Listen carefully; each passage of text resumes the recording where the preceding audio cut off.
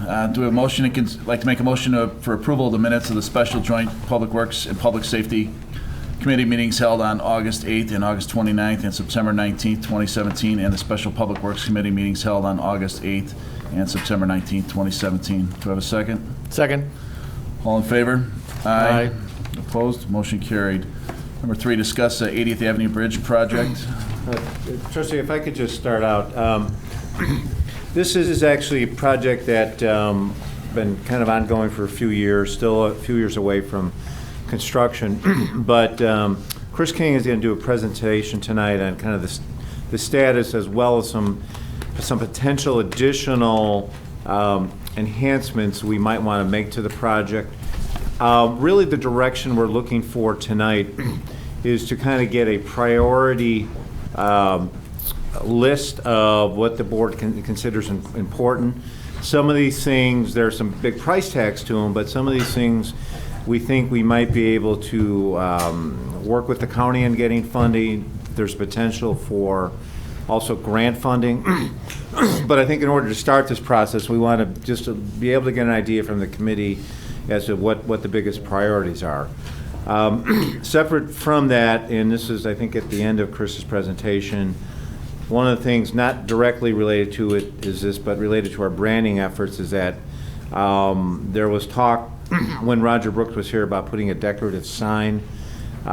We have not got pricing yet and didn't really want to do that until we got some direction from the committee whether we should do that. So that's really what tonight's about. So we're not asking you tonight to agree to spend $2.5 million on improvements, but more to just kind of give us what's the top priority in terms of the additional enhancements that we want to this, and then also some specific some specific direction on whether we should pursue pricing for the branding sign. Thanks. Go ahead, Chris. Okay, yeah, like Dave said, I mean, Yeah. just this project actually started with Will County back in about 2012. You know, they're doing what they consider phase 1, which is the very first part of whenever you get a project of this size, because they'll be trying to secure some federal funding for it. You got to get environmental clearances, geometry set, and coordination with the state, because we got the bridge over Interstate 80, which really is, from a community's perspective, we've been trying to get Will County and the state to help us get something across Interstate 80 for pedestrians. Because, I mean, 80th Avenue between Harlem Avenue and LaGrange Road is really our only north-south route. So throughout this project, we put together the list, and the counties had public hearings, and we came up with like a wish list. And they're at a point now with the phase 1 that they're looking for the village to say, yes, these are still things that we consider priorities. Like Dave said, we aren't necessarily committing to them today, but we need to follow up now with some meetings once we have this direction with the county to start putting pen to paper. They're going to start to want to get some things in writing to finalize the phase 1. Phase 2 is the design set. That'll take another 1.5 or 2 years once we have the environmental clearances done. So this isn't funded yet. It's probably at the soonest maybe 3 years away from construction, which we've been at it for 5 already, so it would be nice to keep this thing moving along. The one thing I do ask is that we also got plans or notice last week from the state regarding the Oak Park Avenue Bridge. So similar to this 80th Avenue Bridge, this is a corridor, though, from 191st Street to 183rd Street. The Oak Park Avenue Bridge, the state's going to be doing some work on over the next 4 or 5 years. And so we want to be thinking similarly there. There can be some things we want to work with the state on that bridge, because that bridge footprint can be expanded, so at some point we can make connections to the north and south. That project's a little smaller. They're probably going to redeck the bridge, but the Will County job's, I'm going to say it's a $30 million job. So it's a fairly significant job with bridges over the Interstate 80. They got a bridge over the Union Drainage Ditch. They got a bridge over the northern tributary to the Union Drainage Ditch. Is there a possibility for a pedestrian over Oak Park Avenue also? Or? Yeah, that's one of the things that we would say we would want on our wish list, All right. that we'd want to have them coordinate. And what's nice there is the state's just getting geared up to do their phase 1. So that's where they want to ask us, what kind of input do we want to provide for them? So maybe keep that in the back of our mind too. And I think we want to get something back maybe next month to the state on that. I thought it'd be easiest, this PowerPoint that I've got up here is what the county put together. They used this with some meetings with Tinley Park and Mokina some years ago. It kind of gives us at least some pictures. I think pictures tell us quite a bit, and it's got some numbers on it. And like Dave indicated, some of these things are not inexpensive, so that's why we want to see where, what our level of commitment is to what do we want to actually have done. For the intersections themselves, they came up with 3 different levels of improvements. Level 1, and I'll have a picture of them in a second. Basically, a basic intersection, a little bit wider, more defined striping. We want to make it very visible for the pedestrians. We like this because we've got a complete street policies. Our roads aren't just for the cars, the buses, and the trucks. They're also for the bikes and the pedestrians. But it's nominal kind of work, what they would consider the level 1. The level 2 is going to be starting to be where we start to look at some aesthetic improvements, different types of crosswalks, stamped concrete, similar to what you're seeing at some of the intersections on LaGrange Road. And then level 3 is going to be maybe features on the corners. And each of those things will have some slightly different costs to them. So level 1 is the picture that you're seeing now. It's basically just a straightforward intersection. The intersection of 183rd Street and 191st Street are going to be very big intersections. Dual left turns in each direction. They're looking at right turn lanes, exclusive on some of those corners because of the commuter parking lot. You'll recall that the 80th Avenue parking lot is the biggest and most traveled commuter parking lot on the Metro line. We get a lot of traffic that comes through that intersection. We see it back up on 80th Avenue, up across into the north side of Oak Park Avenue. That road's going to be widened. We're going to have turn lanes, double lefts, exclusive rights, so it'll be a major intersection.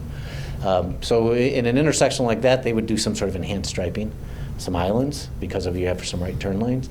That would be considered what they would look at, like a level 1, a little bit of landscaping upgrade. I'm not going to read the slides, but the level 2 starts to get where we know we've got stamped concrete, a little bit more extensive landscaping again, and one corner feature on each side. So, they looked at it and suggested, well, a corner feature is someplace where the pedestrians would maybe aggregate, collect, and have some sort of a feature. And then the big difference then with the level 3 was that they were going to put in little plazas, little decorative walls. You could put in some monument signs, things of that nature, which for like a level 3, that's what this would have on the corners. The other 2 would just be your stamped concrete, different types of crosswalks.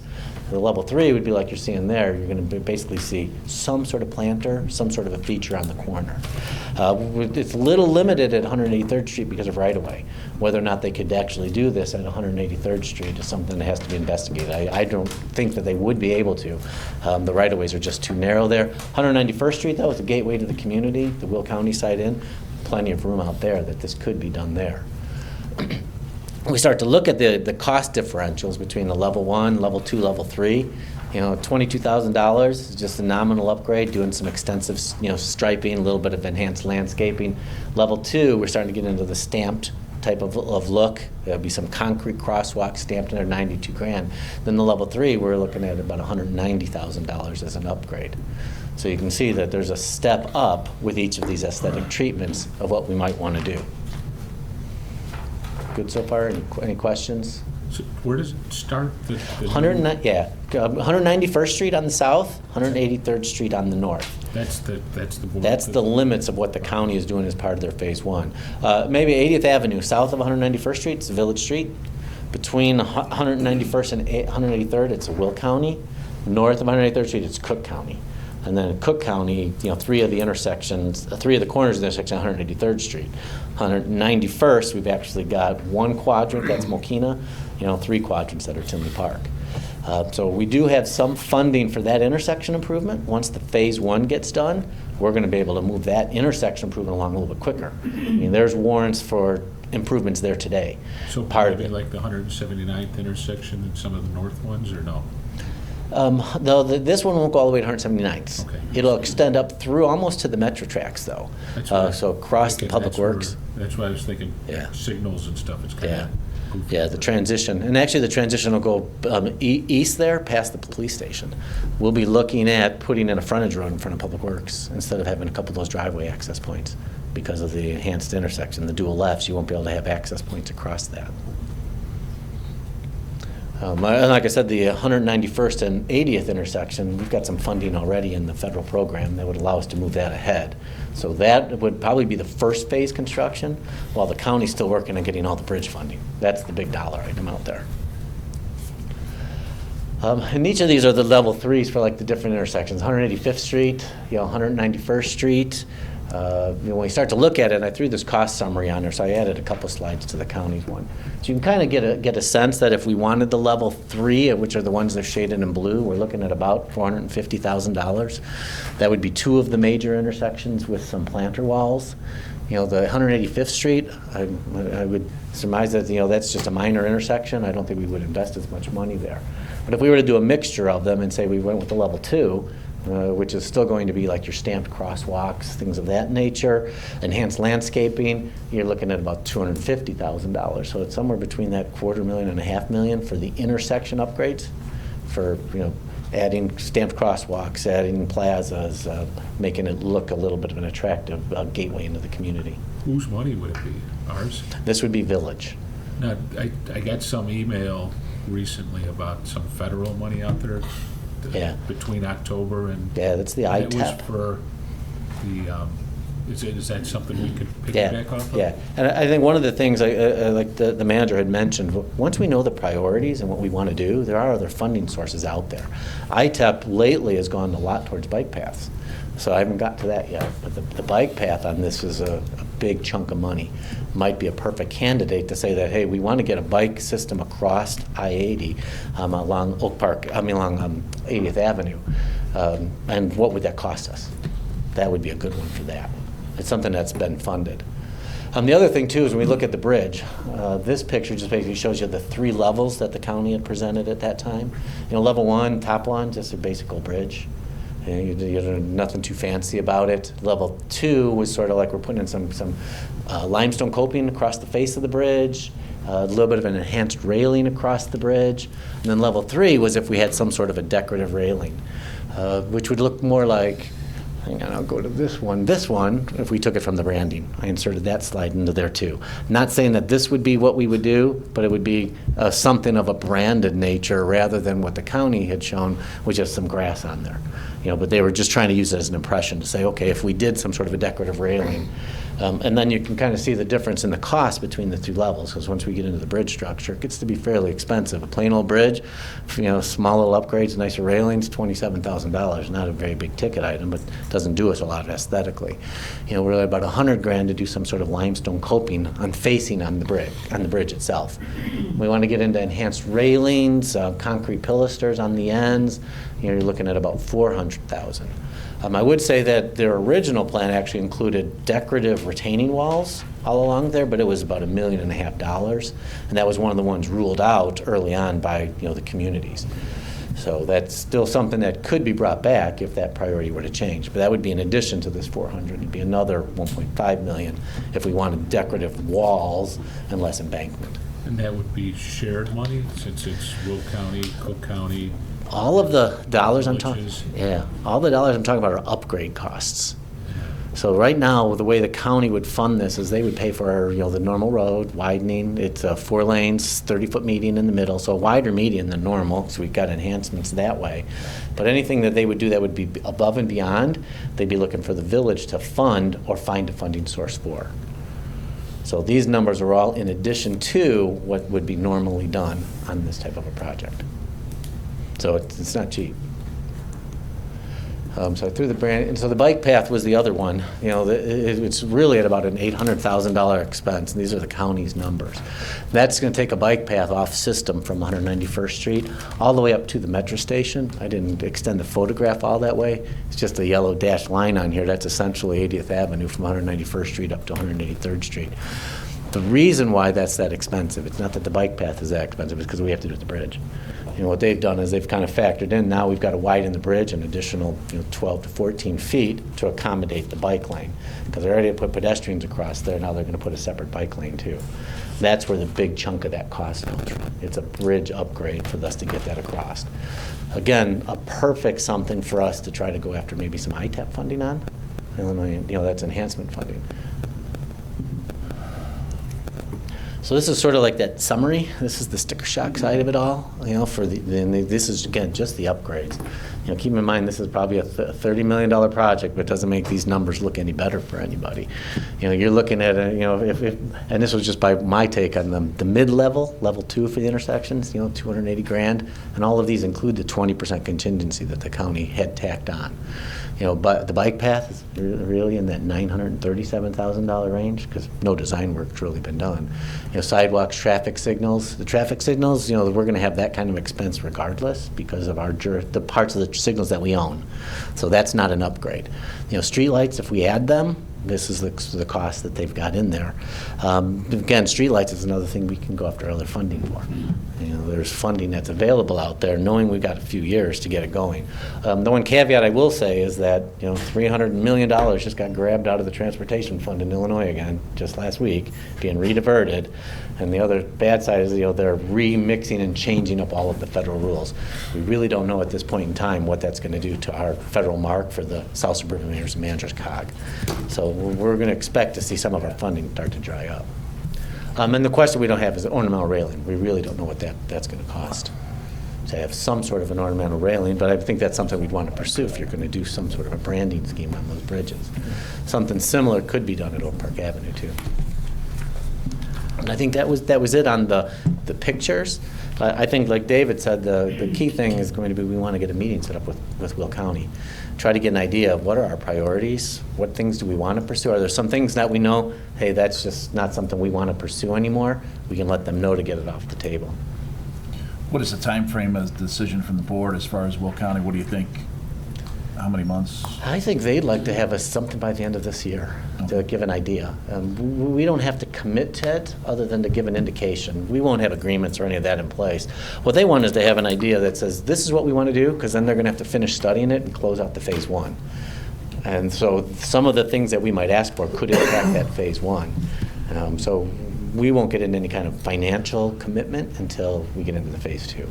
And construction is actually 2019 is the start of construction? I would say at the soonest, 2019. Yeah. Is there any way we could see contribution from Will and Cook County if we do it like a third type of thing? There's no Cook County money. This is all Will County. Yeah. I thought part of it came all the way down to 183rd. You said Yeah, that was Cook. That's still Yeah, Will. at the north end, north of 183rd is Cook, but the county will work that out with Cook for their share of some of those improvements.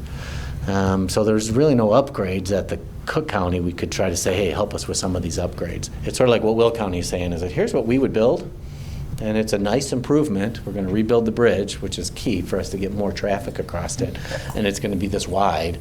If you want to upgrade it, now it needs to be this much wider. And that's what they're looking for the village to say, are you committed? You're going to need to fund it or find a funding source. I know it's a lot of money, so the funding sources get to be critical if we start submitting for some things for them too.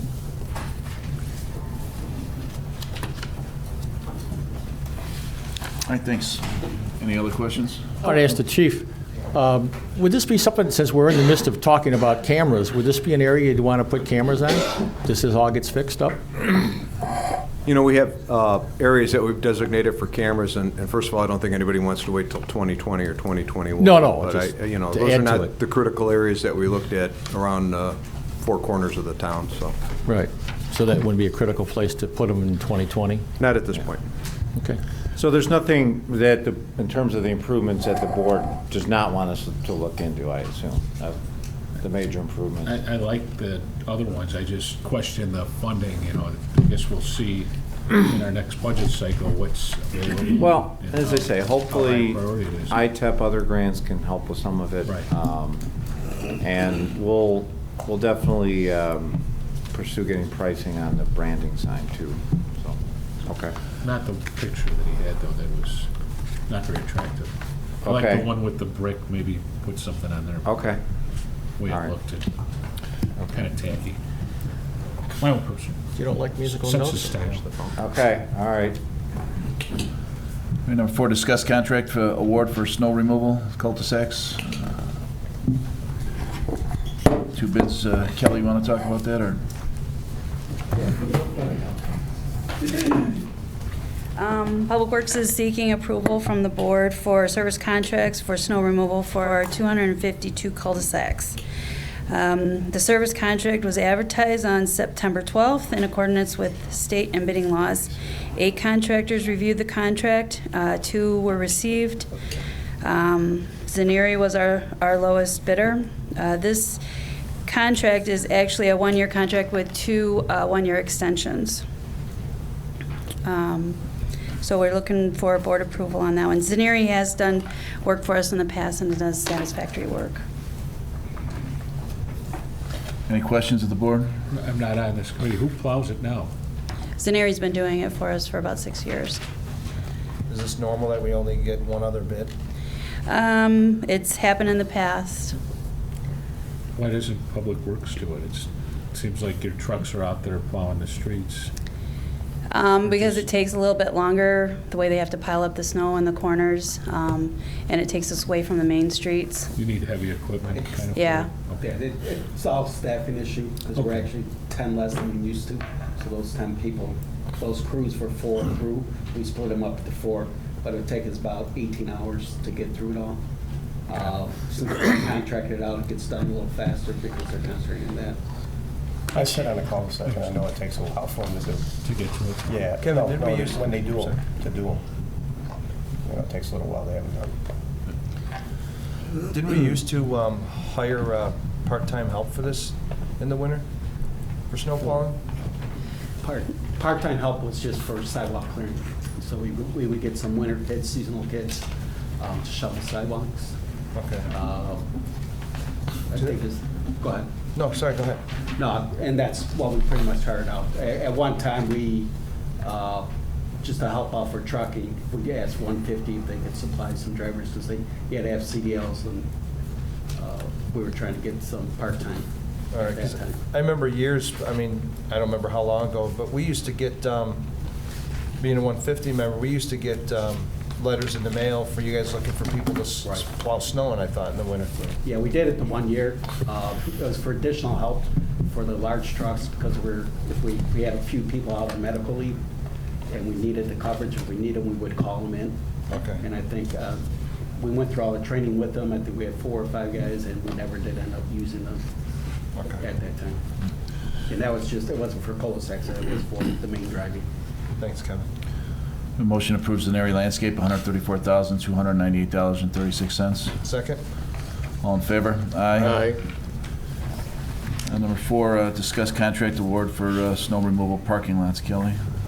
Public Works is requesting board approval for the parking lots, snow removal. We've had Beverly Environmental that have done it for the last 2 years. This would be the final year on this contract. They've done a satisfactory job. So we're just looking for board approval to re-sign the contract. It's the final year to 3, right? Right. Any questions?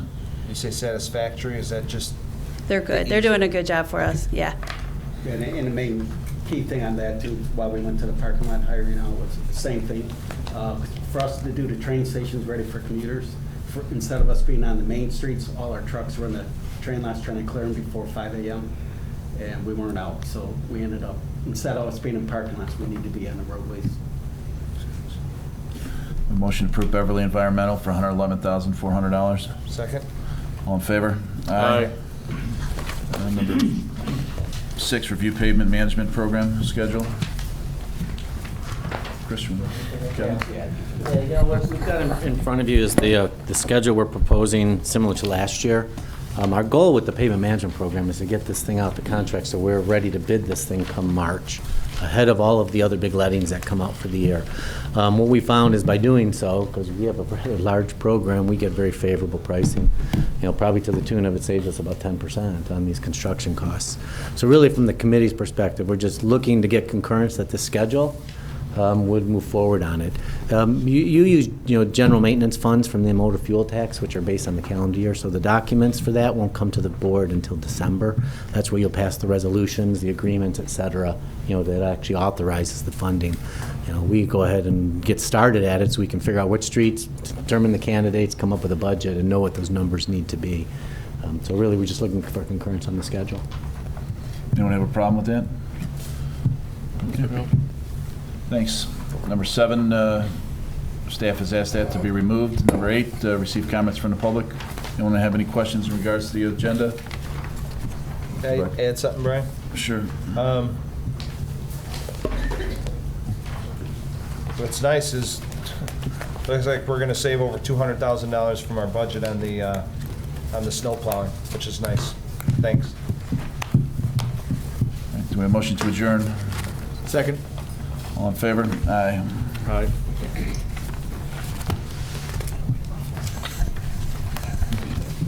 Public safety.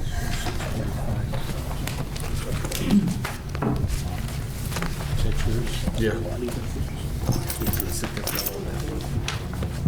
Okay, I'd like to come to order the Public Safety Committee, starting at 6:56.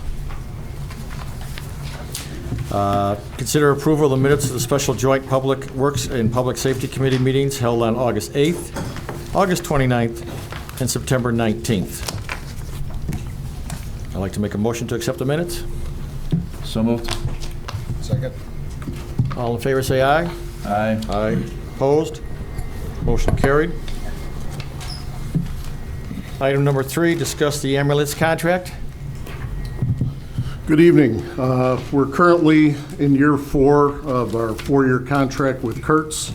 The current contract expires July 31st of 2018. As it says in the memo, just a little summary of the current EMS program. We have currently 5 ALS ambulance stationed at each firehouse. This is the first time we've done this, that we started 3 years ago. We have 1 supervisor paramedic per shift. It's EMD dispatch from Tinley Park. Again, this is the first that we started 3 years ago. We review invoicing and receivables. Again, another first. We currently weren't able to do that in past contracts. We get also a percentage of billing, which has been currently in excess of $300,000 back to the village.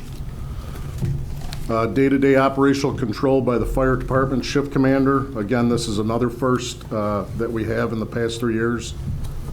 Also CAD and GPS integrated and automated dispatch.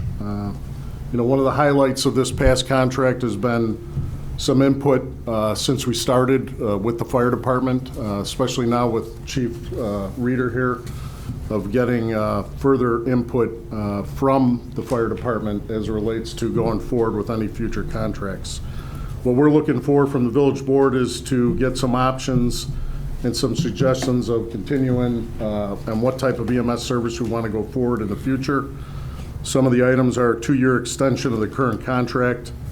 With that 2-year extension of the contract, it would be based on revisiting or looking at different options that we would do, which would include an in-house service or blended contract and in-house service. And then also the number 2 one is a full RFP for new service starting August 1st of 2018. So we're just looking for a little direction as far as which way the board would like us to proceed for this contract next year. I had a question for you, Pat. When we have, like the Oktoberfest, we have I see Kurt's at the farmer's market, they're at the block party, the music in the plazas. Do our stations, or maybe that'd be a question for Chief, are our stations still fully staffed by them, and are we paying for these extra ambulances or no? No, we don't pay for any additional ambulances come. So if there's a special event, we'll send an ambulance to that special event, or an ambulance will be dedicated, but it will also be available to respond to a call. But there's no extra billing for any additional or special events in the village. Was that built in the contract? Yes. Okay. So if we have 5 ambulances on duty, we just take 1 away, so we have 4 on duty, and 1 is at the particular public event? Correct. Okay.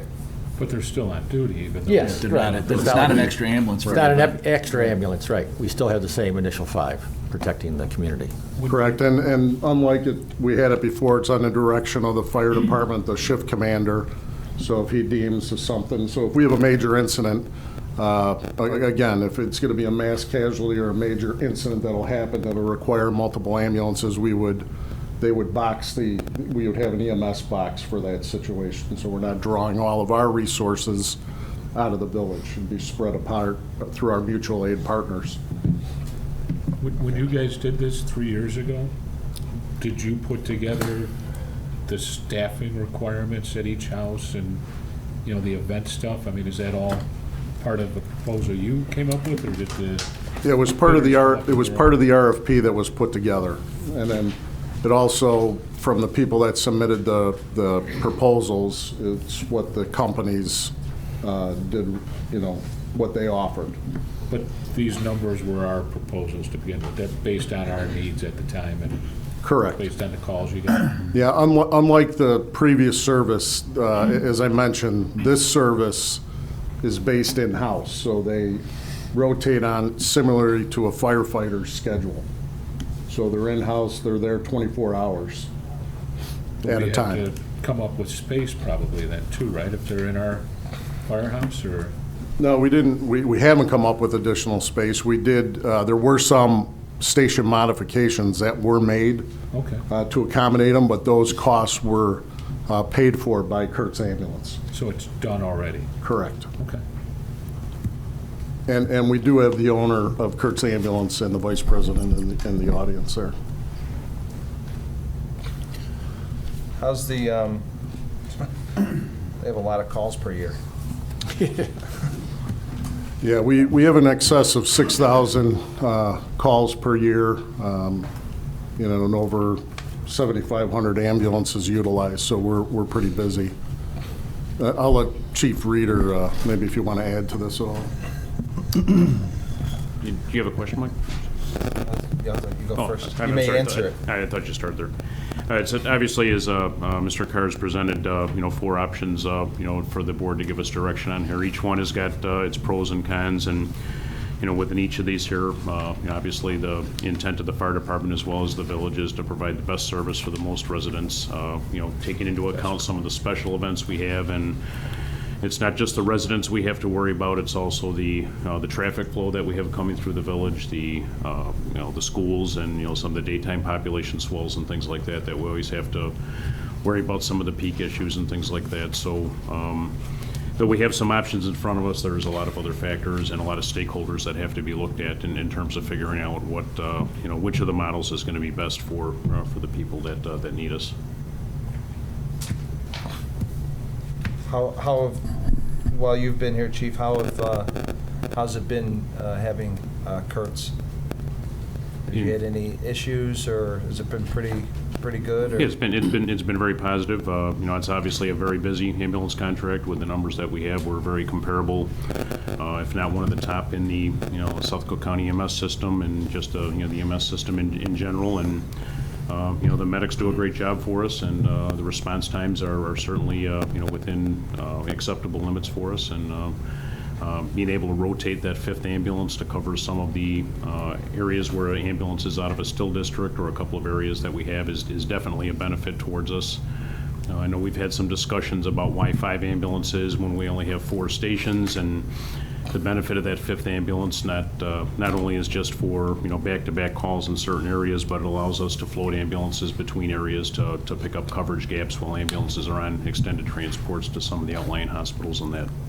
Well, especially in a case of emergency, you've got 3 or 4 victims that need an ambulance, Yes. you know. It happens very frequently, yes. Right. Yeah. Just the other day, yesterday. Would you make any changes to the model that you originally proposed? I mean, given the past 3 years of experience, any? Well, again, I just have you know, about a 7-month, you know, track record working within the system here, and, you know, at the direction of Mr. Carr, and, you know, with him and the experience he's had with the system, you know, I definitely would look forward to working with Pat and, you know, the rest of the, you know, the fire department and our stakeholders to figure out what, you know, we believe would be, you know, of the options or additional ones that we haven't thought of yet, would be the best ways for us to go. How about you, Pat? Would you make any changes to the model? We have our knowledge bank here within the village with our firefighters. Majority of them are paramedics and EMTs. Our knowledge bank is exceptional. I think we can do a better job of incorporating that knowledge going forward and having a more involved fire department in that process. They're there every day. So it's something that's already currently there, and we need to take advantage of it.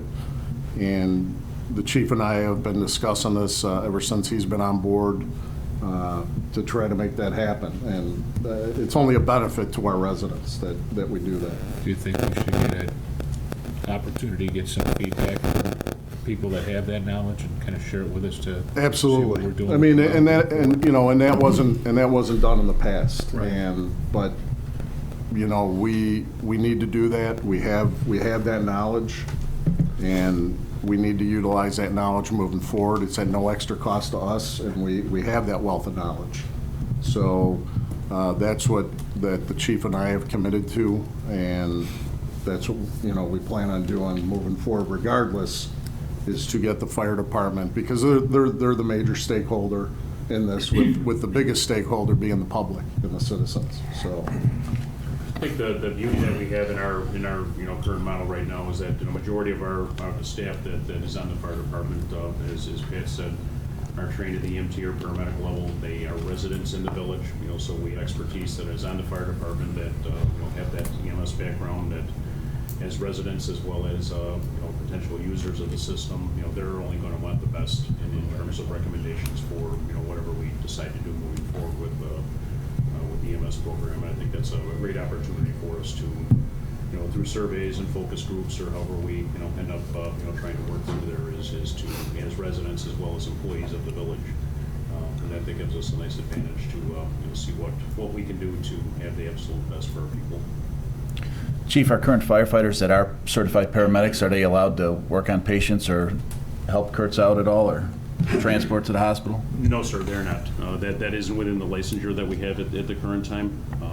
They're basically CPR assisting in motor vehicle accidents, and just the scope of practice and their licensure doesn't allow them at this time to have direct patient contact and as paramedics, even though they are just beyond what they're allowed to do at the current time. I personally would like to see an RFP go out for this, because it's the first time that it's a life safety issue. It's not necessarily a dollar amount. Granted, we want to get the best bang for our money, but this is also a life safety issue, and I think it's important that this is a new, the contract's coming shortly to an end here, but I think because it's a new process of ambulances in-house, I think we should go out for an RFP and see what's out there. And I also would suggest that, I don't know what the time frame, but I would also like to see, as far as looking into having our own ambulance service within the village itself, and/or paramedics, to look at what it would cost us to manage that, instead of, I'm not a fan of getting a fake check here at a board meeting for money back from ambulance billing and that. I think that's, I believe that's kind of hokey, to tell you to be honest, and I would rather see us look at all options, as far as having, whether it's another contract service or current provider, or also our own in-house paramedics. So, Would you think, Brian, if we're going to look at possibly having our own in-house paramedics, that maybe it would suit us best to just extend it? Because if you sign a contract, then you're locked in for, how many years was this one, you said, Pat? This was a current 4-year contract.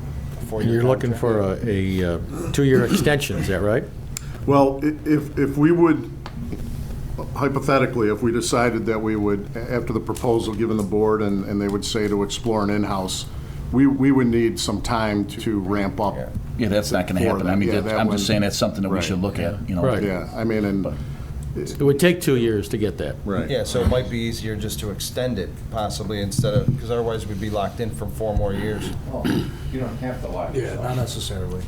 Well, you Unless we, got until July 31st. You could put a 4-year with 2 years, and then at the village's option, they could do an additional 2 years or something like that. Yeah. You can set out a contract any way the board wants. Right, Yeah, any way we right, want. yeah. but Chief, you've had no problems with Kurtz? No.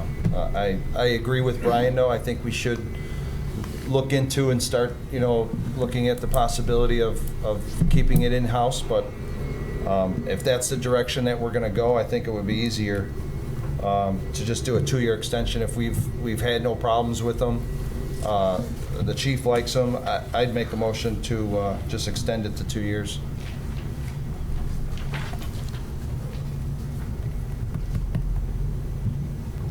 Is there a second on that motion?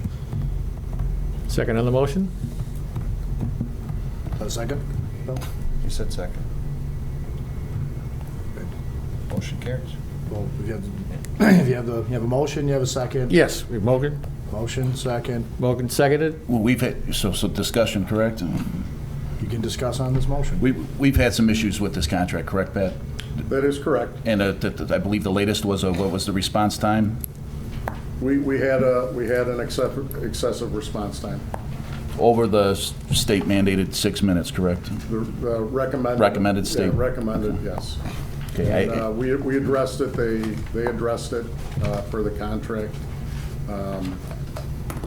So there is. I mean, but there's other issues besides that, too. I mean, this isn't just the one incident. I mean, there's numerous documentation that, I mean, if we could get that to the rest of the board members here, a history on that, I think that would be beneficial.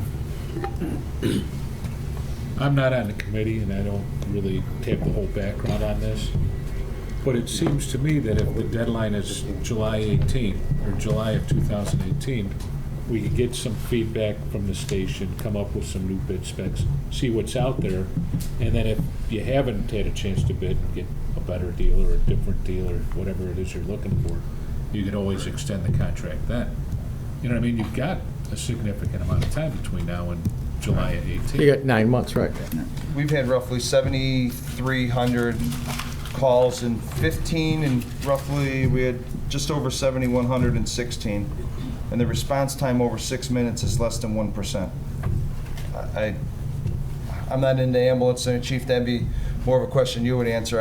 I think of 7,300 ambulance calls, and less than 1% is probably, I mean, everyone's gonna have a hiccup. But, I don't know, but either way. Just as a technical point, right now, you don't have in front of you any figures on an extension. No, we made a motion to extend it. and How can you make a motion when you don't have So we figures to in talk front to- of you? Right. So why don't, Yeah. let me try to, so right now you have a motion to go with the extension.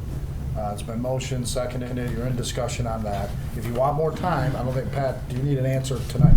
No. Yeah. But If you want more- time is of the essence as it relates to an RFP. So we would definitely need to, get an RFP going Yeah. by December, with a decision made in February. So February, March, so there's ample time for anybody to ramp up to what we need, so. Have you talked to them at all if their prices are gonna change?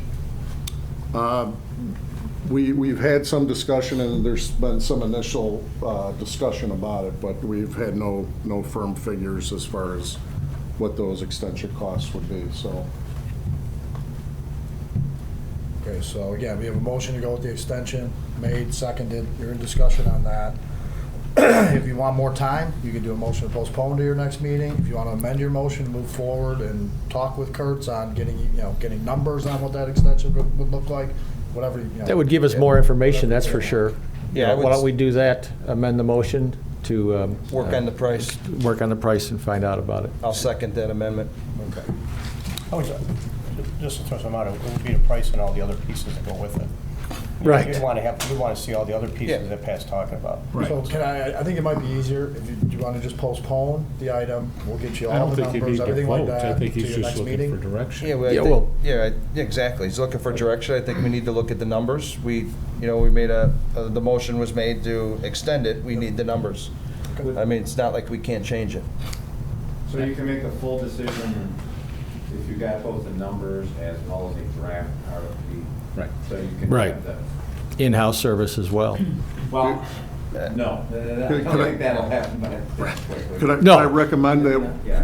could I recommend that we would, if you give us direction to pursue the 4 items, to give you more backup for those 4 items? With the 2-year extension, I don't know if you need to go through all the the whole process That way of. we'll have all our. Well, it'll give you some information, it'll at least give you some information as it relates to, because what we'll have to do is, we plan on sitting down with the fire department people and also getting some feedback from some citizens on some certain things, so. So Mike and Bill, it's your amendment, are you okay with that, amending the motion to go? Yes, that I'd be route? glad to Get you amend it. back up on those options, including what the extension would look Yep, like. I'll second That's that. correct. Okay, so do you want to? We'll make a motion? The motion's made to amend, you want to give an all in favor on that? Okay. Just call for that, all in favor? All right. All in favor, say aye. All right. Aye. Opposed? Opposed? The ayes So have the it. motion to amend carries, so now you're amended, now to move forward with that motion, do we have, we need to make a second motion now. So you've amended it, let's vote on that motion now. Okay. So go ahead, Bill. I can make a motion to amend it? You have already amended it, now you have to allow for an amendment to be made. The amendment's made, just say all those in favor on the amended motion, say aye. All those in favor on the amended motion, say aye. Aye. Aye. Opposed? Opposed. Okay, motion carries. Motion carried. So just so I'm clear, and being an outsider, Sorry. you're gonna do. Robert's rules. Huh? I'm sorry, Oh, Mike, I'm Robert's sorry. rules, Okay. sometimes they can get clear as mud. So again, so you're clear, Mike? Just we're gonna give He's you gonna guys, work this on committee, both at the his same four time. options, we're gonna give you those options, correct.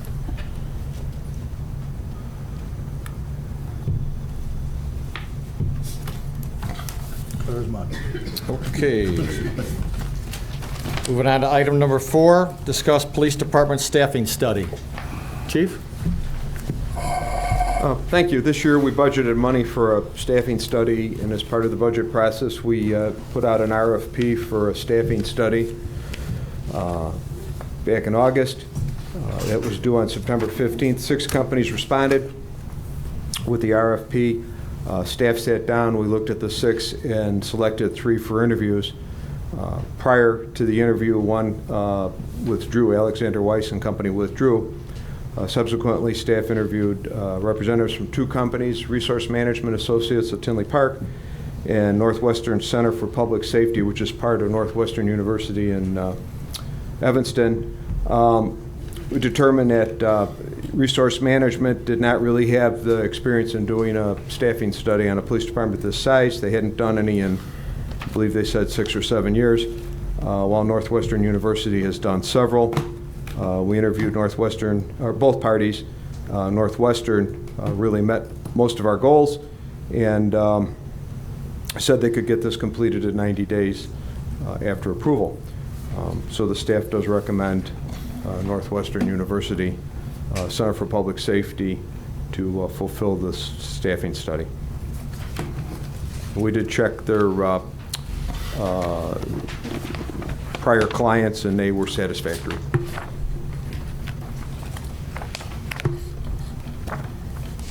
Any questions from the board? Yeah, Chief, I was wondering, is it, by any chance, is it possible, part of the local South Suburban Chiefs Association? I am. Is there any way we could use that resource through them to get any type of input on staffing study instead of spending the $30,000? Well, staffing study is actually pretty complicated. It's a lot of data analysis that they're going to get out of our CAD systems, do interviews in all facets of the Tinley Park government, and also some outside citizen input to get kind of a broader picture as to what kind of police department, what they expect the police department to be doing. And then look at the data and see if we're meeting that goal and if we could do it in a more efficient manner. South Suburban Chiefs does not do it. They don't have anything that does that. So we can't come up with our own strategic staffing plan at all? It's very, very complicated. We would have, I took the 2-day course in 1986, and I remembered enough for the test that Friday, and so it's pretty complicated. And you know, just let me say this is, I have 8 shifts, and so if I wanted to put an extra officer on each shift, that's 8, and then maybe add a traffic officer and a tactical officer, it's 10 officers. Each officer in the course of their 30-year career cost about $3 to $3.5 million. So we're talking about, if we just came up with a number of 10 officers, we're talking about an investment that you could build a bridge with. it's a pretty high financial stakes investment, and I feel much more comfortable if we had a professional that does this all the time and looks at it and sees how many we need and if there's any other ways we can streamline our system. But if they come back and they say we need 12, then we're gonna pay the money anyways. Well, that would be up to the board to decide how they were going to staff it. It would be a recommendation, so.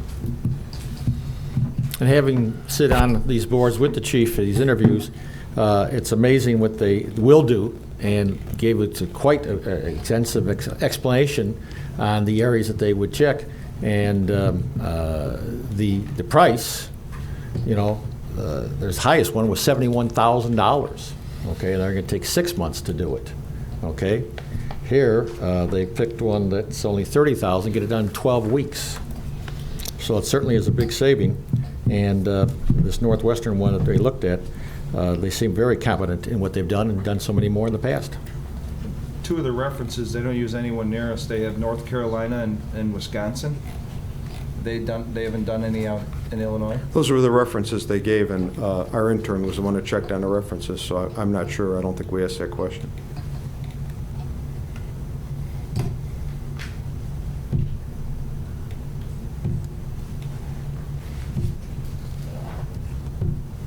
Any other questions from the board? There was no other references in state whatsoever? We didn't specifically check. I didn't do the references. Like I said, the intern did, so. Are these like professors or students from Northwestern, or how they? Well, two people would do the project. One is a retired chief, and the other one is a management expert who teaches all this sort of thing for Northwestern. So, both highly credentialed, highly recommended. I would like to add, I sat in on those meetings also, and as the chief said, a lot of it is dependent on the data that is mined out of the CAD system. And what they do with that data then is put it into their secret algorithms. And Northwestern created that algorithm. So a lot of the other staffing companies use that same algorithm that Northwestern created. Got it. And That's why their bids are higher. I understand. I'm having trouble with the company having nothing, like Trustee Yunker said, nothing in Illinois, and spending another $30,000 for a consultant. That we know we need police officers. I don't understand why we have to spend $30,000 for someone to tell us you need to hire, XYZ. We need to hire them. I don't understand why we can't do that in-house, but.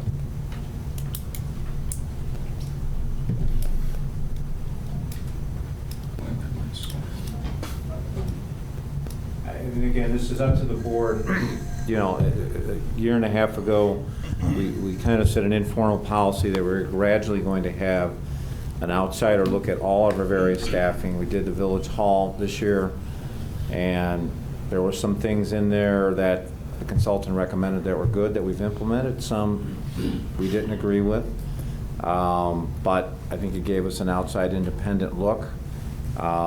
But the plan all along was to kind of do this over a few years, do police this year, public works and fire in future years. But again, that's your call. I think it just gives you an independent set of eyes that I think, as the chief explained, this is an enormous investment. People are your biggest investment in your budget, and this is just a second set of eyes to look at that.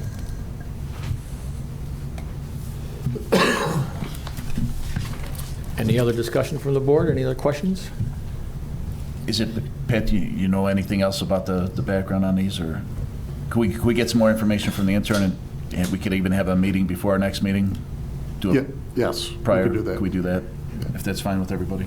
That works. And you would like more... Just if they had more references, for Northwestern, you would references? think that they would have an Illinois reference, Okay. yeah. And if we could find out from the intern on what the references came back as, that she did check on, the two that are out of state, and if we could have a meeting before our next board meeting. Yes, we'll do that. That's fine with everybody else? Works for me. Yeah, I'd like to, we have nothing in our area. Well, Chief, we get down to item number 5, discuss public safety Facebook page. Once again, we've had lots of input from the public and some frustrations when we have major events in town that people would like information about what's going on in the police department. And our problem is twofold. We have the Code Red system if it's an emergency where people need to take action to protect themselves right away, but that leaves a gap as to things that are going on in the community and trying to get that information out. We have also worked very, very hard with some citizens that are here from Neighborhood Watch. And one of the things that Neighborhood Watch is going to require is a way to push information out to those people who are participating. We have a village Facebook, but that's not available to be staffed. People from the marketing staff that. If we want something to put on there, we either have to call one of them at home or we have to do it during working hours. And so what we're looking at for a public safety Facebook was the ability of our dispatch center to put out information that 24 hours a day. And let me give you a great example. This morning we had a tragic fatal accident at about 3:30 this morning. And Pat Carr and I are sitting out there, and we had a couple issues. He went to Facebook, and people were already asking. They saw the media helicopters and the lights, and they were wondering what kind of crime happened. It must be a crime scene. And yes, to an extent, it was a crime scene. However, there was nobody at loose, nobody at large, and we could easily put a Facebook out from dispatch that says the police and fire are working on a fatal accident on Oak Park Avenue. That answers everybody's questions who's interested. Second part of it was we had kind of screwed up people's lives trying to get to the train station this morning because we had that closed through rush hour, and those people are so inclined to check those things, can see Oak Park Avenue is going to be closed for an event, be it a water main break, fire, or like this accident today, and we can get that information out. That's not code red information. We don't have to wake everybody up and panic everybody, but those who are interested can look at this. And the other thing is it sort of keeps some of the police things off of the village Facebook, because we don't want to clog that up with things that, we want to promote the positive aspects of the village, and we're certainly going to promote some positive things from police, fire, and law enforcement, but this information that people want, they can go get it, and we can do it very quickly. Right now, we're kind of hamstrung with that.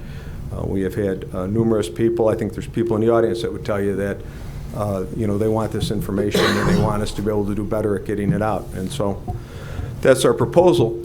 To that end, we have met with marketing and the people from the 911 center and police and fire, and are trying to work this out. It's basically working out a policy, how we're going to do it, when we're going to do it, who's going to do it, and those type of things. We have a pretty good draft policy done, and probably should be able to have this roll out in a month if that's the desire of this group to be able to do that. I'm not on this commission, but is that in addition to those text alerts that we're sending out on? Absolutely. So the EIS is for, elected people, department heads in the village, and that's like you got this morning for the fatal accident. That is for that. This is just another information venue for the public, and although I'm not on Facebook, the rest of the world is telling me that they want this information, and it's very helpful to them. So. And that's the way they want to get it, via Facebook? I mean, I would never see that if it came that way. That's why I was wondering. Well, somebody can teach you and me how to sign up for it and how to get the alerts and like stuff. But yeah, and if people aren't interested, we're not imposing it on them. It's there if they want to do it. If you don't care, it's not there. One thing I thought too, I was in the health club the other day. Remember they had that structure fire? Correct. I got the text alert that there was a structure fire. A guy standing next to me in the health club showed me a picture of the structure fire that I'm assuming he got from the neighborhood watch. So they're actually. That wasn't neighborhood watch. It was just, it was just citizens, put it out there.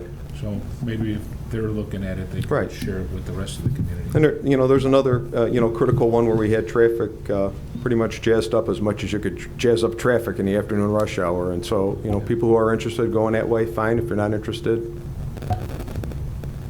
don't Always participate. looking for more ways to get information to people who want it. Would the neighborhood watch information be on there as well?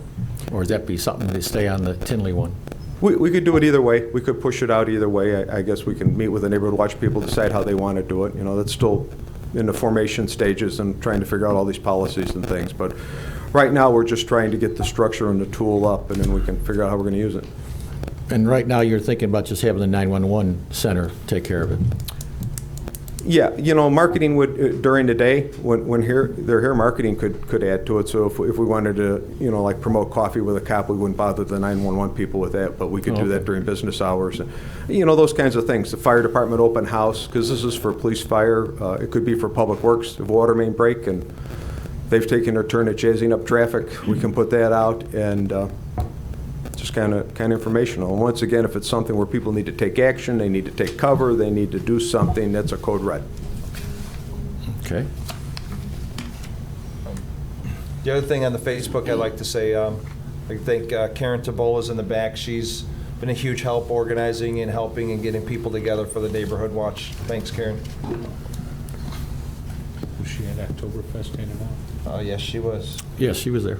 So I think what we're asking is your direction, and if you would like us to finish up with what we're doing and present a product and get it up and running. I'm fine with it. That's good. I like to propose a motion to continue with that and get it set up so we could take a look at it. Bill, I don't think you need a motion. This is a go direction. Just board. direction. Oh, From just this direction? committee, if you want the department to continue working on it Yes. with Facebook and I'd have to agree with you. information efforts. Sounds All like those in there's favor? direction for the board to continue. Okay. Continue on. Excuse me. Chief, you're still on the hot spot. Discuss the village security cameras. I'm going to defer. Oh, there you go. And, based on our discussions at the August 29th Public Safety Committee, we continually are looking at the intersections as proposed and some existing additional ones. As of tonight, we have two intersections that we're proposing to request some direction on.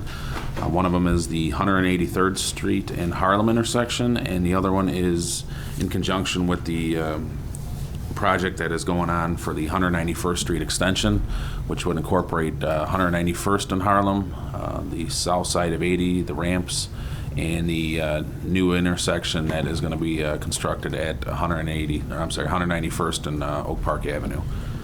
As of right now, we've spent some time with one of our consulting companies and came up with two intersections and the possibility of cost at those two intersections. I know at the original presentation, the 183rd in Harlem was made our #1 priority for upgrading that intersection with bird's eye view cameras along with license plate recognition cameras. And the reason we're promoting the 191st and Harlem intersection is because of the current IDOT contract. We'd like to try to get these in along with the work that's going on out there, so we don't have to pay for future engineering and permit fees, so we can do that work in conjunction with the work that is going on out there.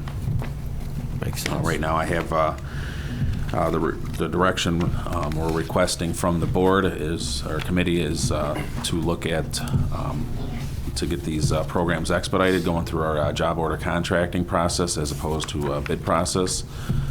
The job order and contract process, we can, with board direction and approval, we can get the ball rolling immediately. And again, we could start getting the phasing in each intersection right now as an initial estimate at $150,000. So we'll be looking for, that recommendation. We do have currently approximately $100,000 budgeted for the 191st and Brookside Marketplace entrance. It was 190. This is going back to the last budget cycle. Well, originally we budgeted 100, and I believe there's we budgeted 90 and an additional 100 was added to that budget. So, but it was my understanding that additional funds were for not only for that location, but for, other locations. So Yeah, I was pushing for cameras. I remember the amount. Yes, sir. Maybe it came in a different way. So the original budget estimate was about 110 for that intersection, if I recall correctly.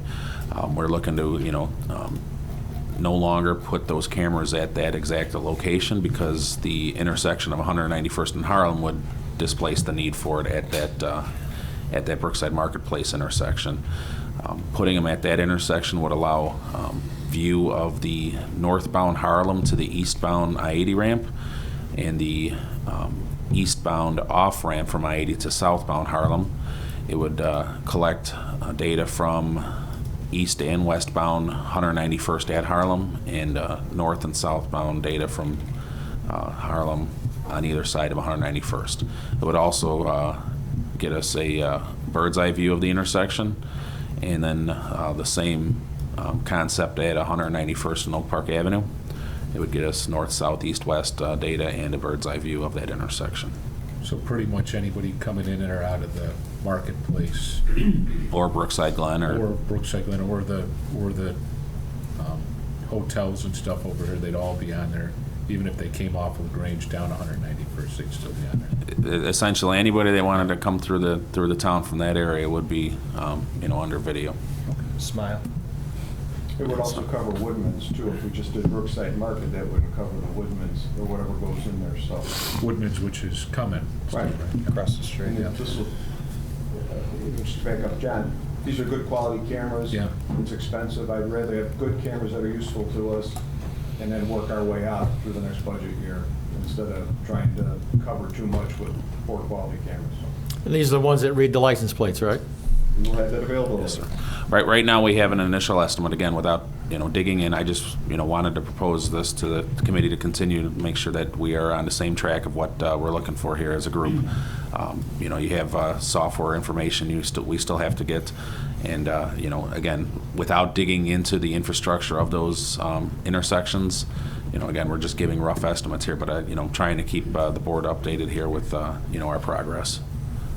I think to add on to John a little bit too, I'm working with the state to try to upgrade these lights to LEDs, which attach these cameras.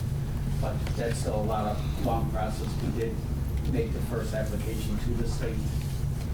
We have to make an additional second application for the Harlem Avenue site, but that's in process. So we got one section already in process, but it's still a deal we have to make with the state. Just so you're aware of that.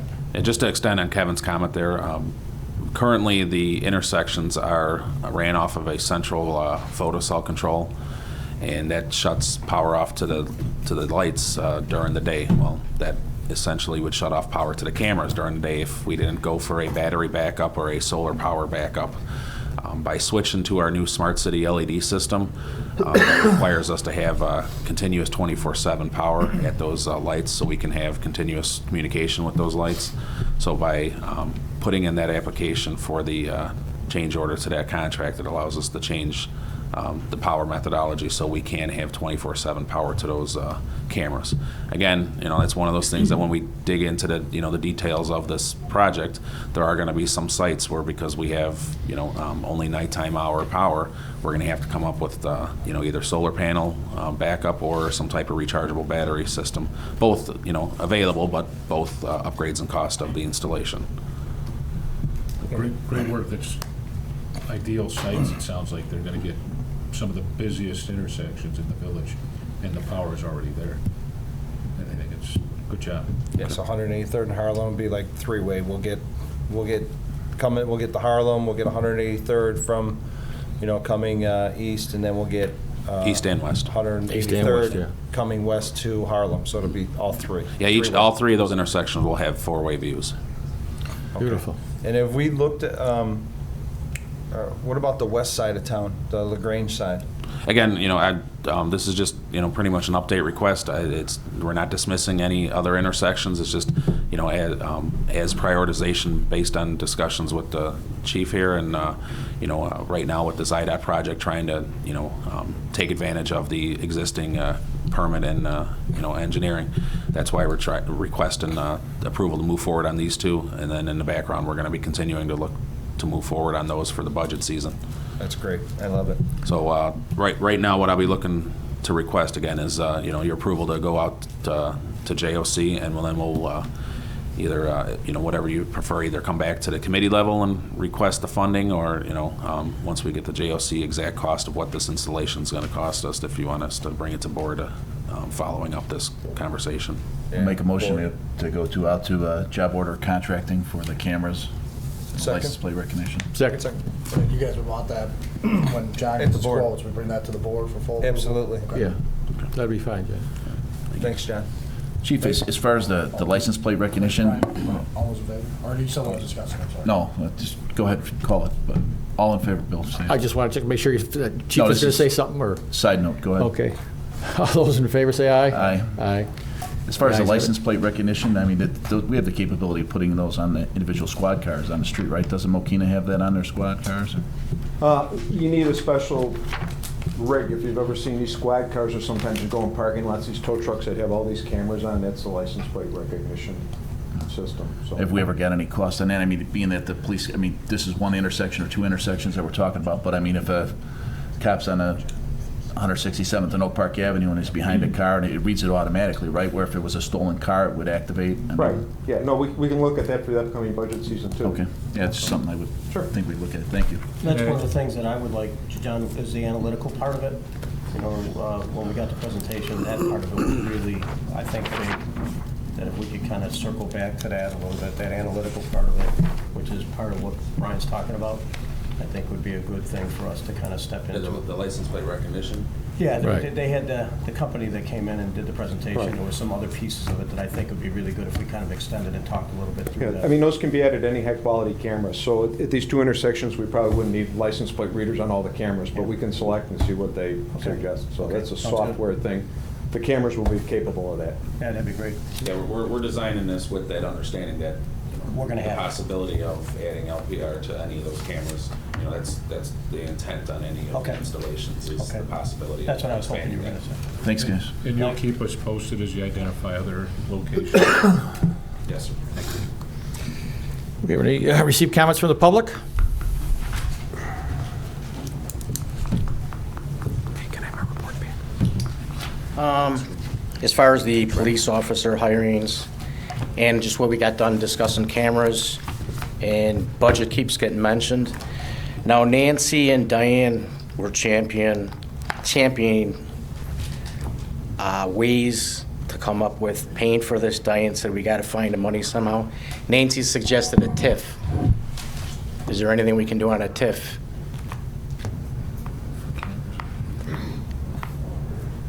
Well, that's your comment. The TIF, where we can come up with money to come up with all these things and maybe get everything done at once. Now, here's my thing. If we're gonna help a millionaire developer out down the road, it looks like, with a TIF, can't we help our own community out when it comes to safety? It's a question. There's, You can I always could, spend it inside the area.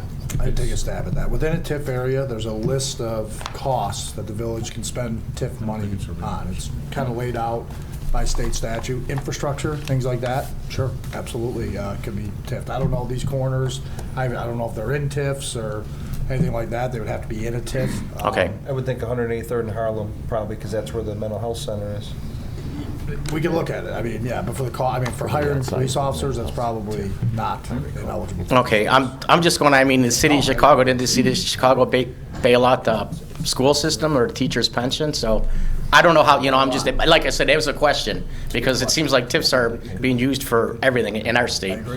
Okay, thanks.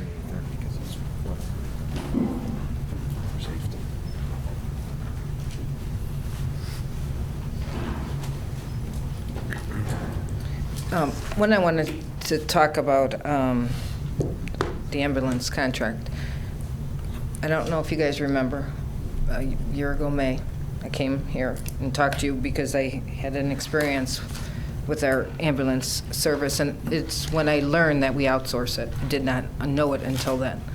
And I guess I want to understand, do our firemen make that much less than all of the surrounding communities, Frankfurt and Orland? Do they make that much less? Yes. Do we know?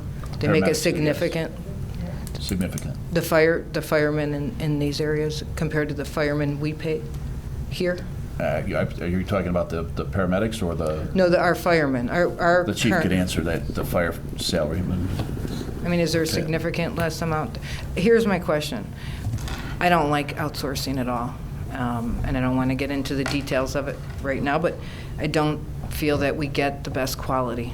I think there's high turnover. I think it's a lowest paying position. I think there's a position open right now for someone to come in here. I'm not sure how much turnover we have and the paramedics, but I can tell you from the experience I've had with both, there's a huge difference in the quality we get. And I'm thrilled to hear, Brian, that you want to look into that and the cost of bringing that in, hopefully here. I'd like to see it. I'm all for saving money in certain areas, but I certainly don't want to save money on our police and on our firemen. I don't want to save it there. I don't want to save it on the person that's going to come save someone's life in my house. And I don't think any of you guys do. So I'm glad you're going to look into that, because I'd like to see that. I'd like to see what these costs, how much are we saving year over year? Is it really worth it? The risk that we're taking with people's lives. I'm happy to hear about the Facebook page, because I think I heard that at one of the meetings, and I'm glad you're listening. It's a great idea. Communication out to the people in your village is very important, because otherwise we're making up stuff. We're making up the rumors ourselves. I mean, we know that that's what's happening.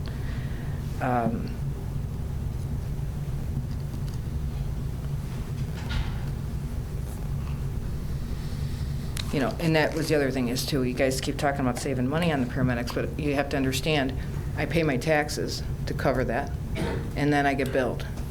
And I got a bill for $1,200 for a car ride over to the hospital. So please keep that in mind when you're thinking about saving costs. Who are you saving? The village? But not the residents. We're paying double.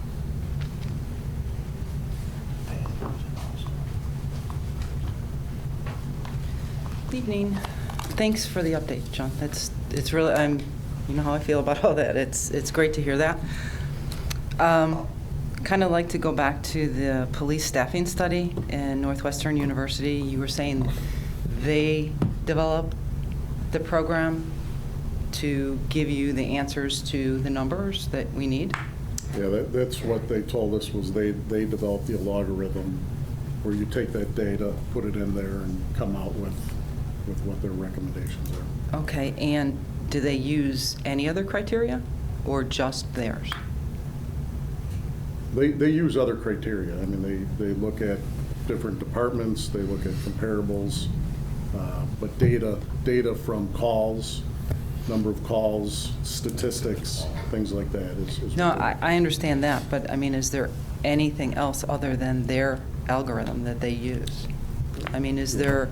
Yeah, they said in their proposal that they interview my staff at the police department at different ranks and levels, staff at the village, elected officials, and people from the community. So, if we firm this up, they'll have a list of, can we get a couple school administrators? Can we, and we will arrange to try and find some people for them to talk to and discuss, what they feel the police department, response makeup is now and what they feel it should be and those kinds of things. They put some subjective and some analytical in it.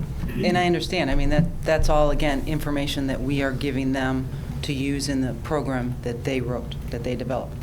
My point is, wouldn't you think they'd use the FBI database, or at least a little bit in there? Well, the FBI database, if you look at it, it lists how many police officers are in each community in the country. But there's a program within there that they can also use to determine what's needed in a village based on specific items. I'm just saying, I think you're going into this with a fisheye. If they're only using one program to analyze all of the information, I just don't think you're getting a wide enough opinion or determination as to what we require here in our village. I just think maybe they can provide a little more information to us. Is Brian and Mike said that, ask him what other references they have. Maybe there's a few other things that wasn't asked that maybe could be now. And maybe they do all that.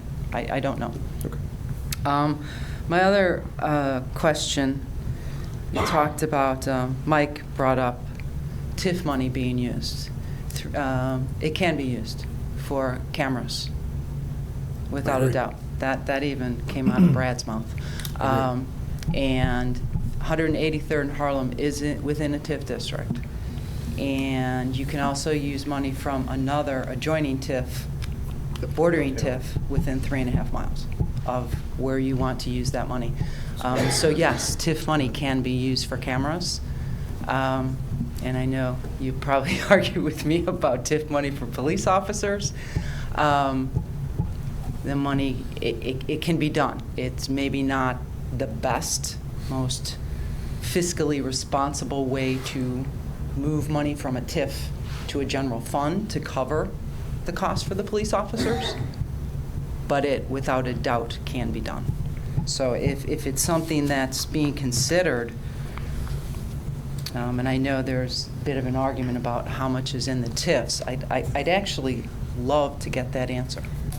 I pull all the information off the website, minus out the expenditures, but then you look back and say, those bonds were deferred, they weren't paid for in that year. So can someone get me? Isn't it on David Orr's website? Doesn't he have a list of the financials on all the TIFs?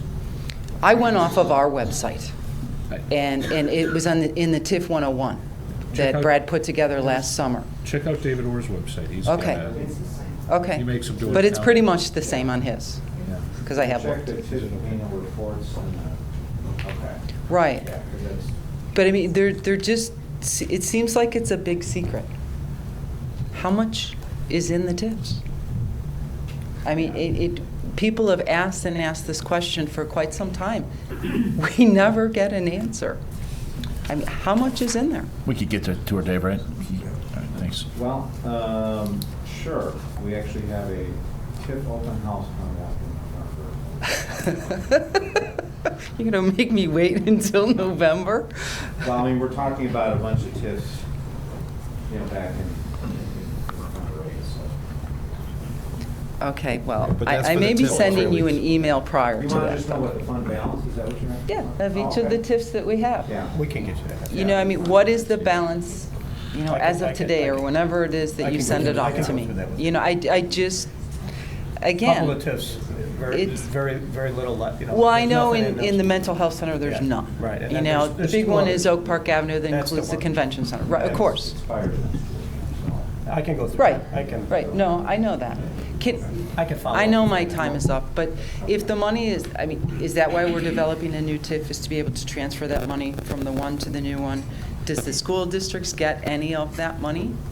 Will they get any of that? Because I know at year 23, It's a long answer. Okay, okay. Well, why don't I we- could go, Mike I and could, will I work could go on over that with you. getting that. okay, I There's a just, lot you know, of- it's There's a just. lot of pieces to it. Yeah. Right. And you need to understand all the pieces, so. Right, no, I'm Yeah. relatively familiar with TIFs, but it's No, I'm just, talking about what we do with it and how, when it ends, what happens. right, All that's the that part I stuff. was a Yep. little unsure of, but I will email you for that. info. Okay, I'll get it, all right, no problem.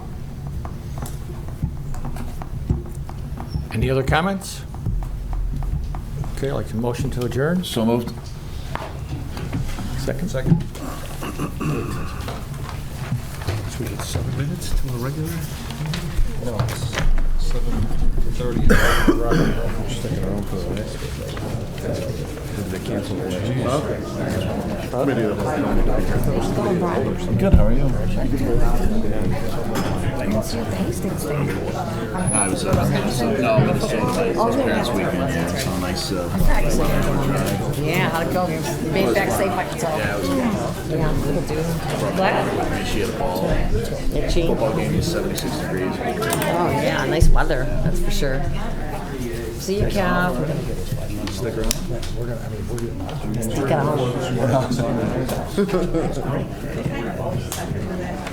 A timetable.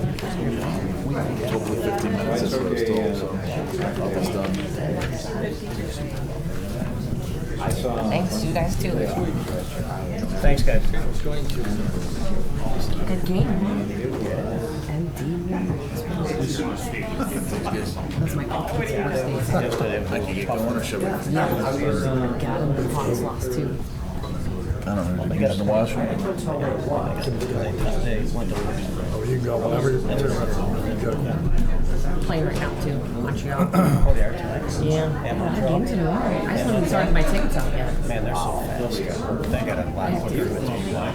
Yeah, they look great. Get Brady so you I can want a start. Brandon Saad jersey. It was signed in his back. Mike, you ready? I'm not like to. Dave, you ready? You ready? I'd like to call the committee meeting to order. I'd like to make a motion for approval of the minutes of the regular meeting on the Committee of the Whole, August 8th, 2017. So moved. Second. I'll second. All in favor? Aye. Aye. Number 3, discuss downtown development. Dave, you want to start off here? Sure. So tonight, what I really wanted to go over, I think as you all know, we have a number of different downtown projects that we're all kind of hitting at meeting and decision points at the same time. So the board has the most updated schedule in front of them. Also, if any of the folks that are staying for this meeting, Patrick Hoban, so you can kind of see what we're talking about.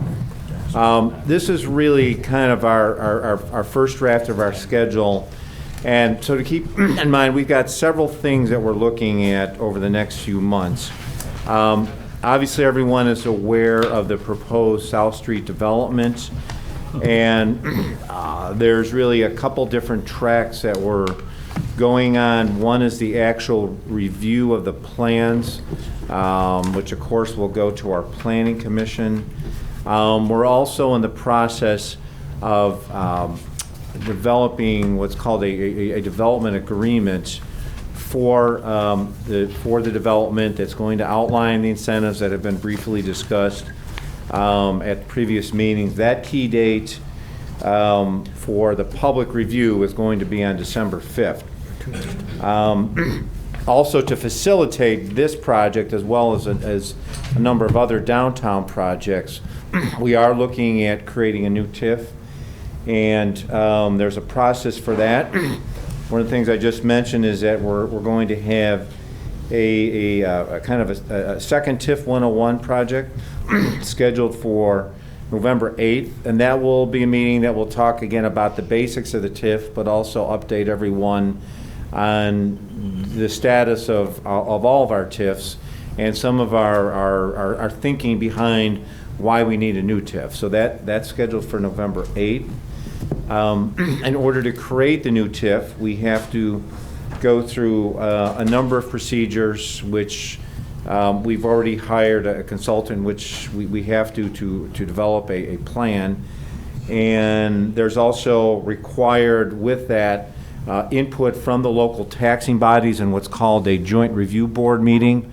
As you can see towards the bottom of the schedule, there's a joint review board, and these dates as we get further out are obviously, the further out they're a little more tentative, but it's tentatively scheduled for the 24th, and if everything goes according to the schedule, it would actually get to the village board on April 3rd. There would be public hearings in between that time. It'd be sometime next year, and again, because that's so far out, it is not on this calendar, but I can assure you there will be public hearings on that.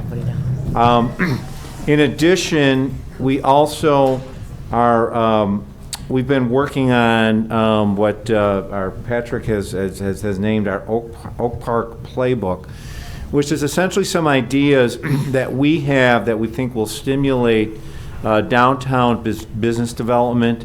Some of these are grant programs. Some of this is looking at how we can look at our codes and make them a little bit more business friendly. This is going to be initially presented to Trustee Berg's Economic and Marketing Committee on October 24th, and it will eventually get to the board for approval, depending on how many discussions we have, perhaps as early as November 21st. And then finally,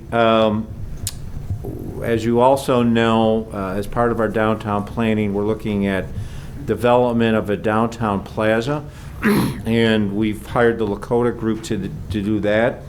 We have not finalized an exact date. It says on here November 13th. It's at this point it's scheduled for the week of the November 13th. We'll get, as soon as we get that date, obviously we'll publicize that on our website, as well as all these other dates. But we wanted to really kind of give you this initial snapshot. This is, I would call, an aggressive schedule. Doesn't account for hiccups or other things that could divert it, but we want to, I think it's always my goal on these things is you want to lay out an aggressive schedule with the goal of sticking to that and keeping everyone on their toes. But I think if we all kind of work together on this thing and do our homework, I don't see any reason why I think we can't get close to accomplishing all of this. So I know a number of the trustees have been involved in various aspects of these projects and may wish to comment further, but that's our tentative schedule. Thanks, Dave. Thank you. Any questions of the board? Anything else, Dave, on that? That's it? That's it. Any comments from the public in regards to this? The records show there is none. Motion to adjourn. Second. All in favor? Aye. Okay, so we're working on that meeting took that. Yeah. Hold that umbrella to that. Yeah, right. It was so much fun. Right? Yeah, we were there. My daughter did too. I saw the picture. Yeah, almost everybody was there. You're not on Facebook, right? Never. I'm on Facebook. I have.